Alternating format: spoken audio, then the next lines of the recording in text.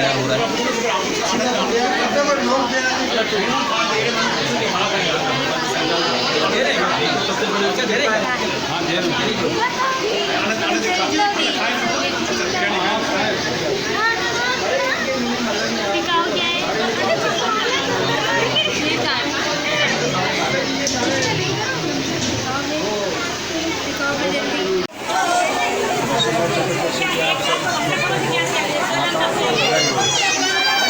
पूरे एक जो है ना इसकी तैयारी में लगाया और तमाम मेरे जो नरसिंगा मंदिर के भगत हैं सेवादारी इनकी मेहनत है जो आज रंग लेकर आई पब्लिक पूरी कराची हैदराबाद से भी आई है हमारे इस प्रोग्राम में तो देख रहे हैं आप किसी पब्लिक है।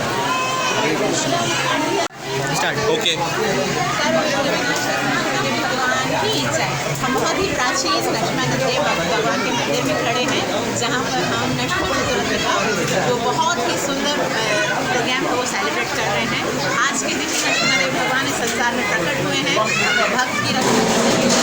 अगर हम भी भक्त बनकर भगवान को पुकारेंगे तो हमें भी हर संकट में भगवान अवश्य रक्षा करेंगे। आप सब भी भगवान की भक्ति कीजिए और भगवान नरसिंह देव भगवान के दर्शन करके हरे कृष्ण।